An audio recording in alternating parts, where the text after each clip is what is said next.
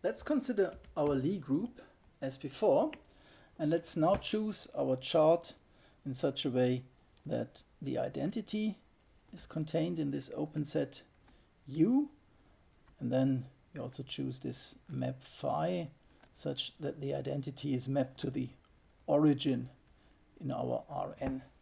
If it's not mapped to the origin, we can just arrange this by a simple shift. And everything else as above. So G and H are also in U, and G times H also. Now we can expand everything about the identity.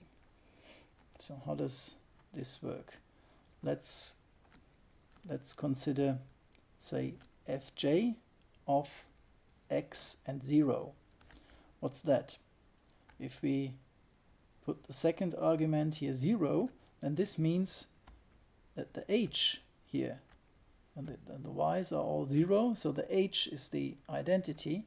This means g times h is g times identity, is just g, so the fj is xj. And of course the same is true if we set the first argument to 0. So fj of 0 and y, that's just yj.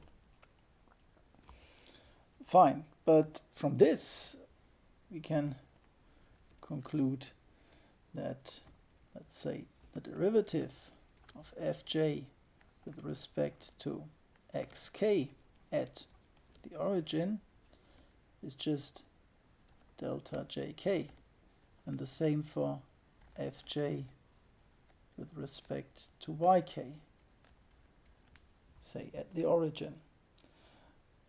And even more, we can also do this for some second derivatives.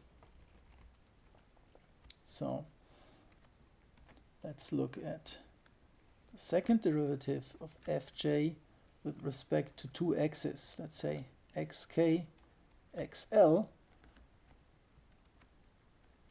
at the origin, that's 0. And the second derivative with respect to two y's, yk, no, not j, say l, is also 0. And now if we expand our f of x and y about 0, 0, about the identity in both arguments, then up to quadratic order, the only non-vanishing terms, potentially non-vanishing terms, are the mixed second derivatives with respect to some x and some y.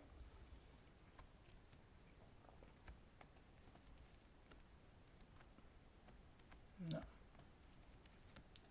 So we find that, let's say, fj of x and y, what's that? There's one linear term here and one linear term here.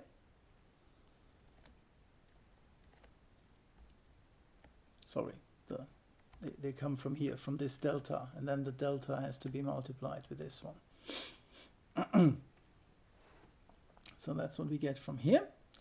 And then we know that a lot of quadratic terms vanish, but there are some, of course. Let's say there's a sum over k and l from 1 to n. And we take the second derivative of fj with respect to xk and yl at the origin times xk yl. And then there are higher order terms. Now let's call these here for a moment, these numbers, let's call them a, j, k, l. And let's consider the difference of AJKL and AJLK. So the AJLK we get by looking at Fj of y and x. This is what we would get from here.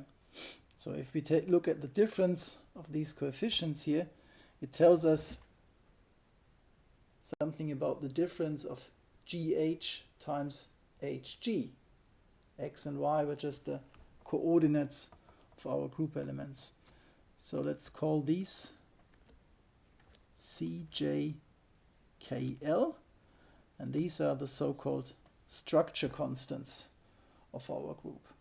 And of course, if you look at the numbers which we get here, everything depends on the coordinates. Everything depends on how we chose our u's and phi's here in the beginning. But still, these structure constants, these CJKLs here, contain some interesting information about our Lie group.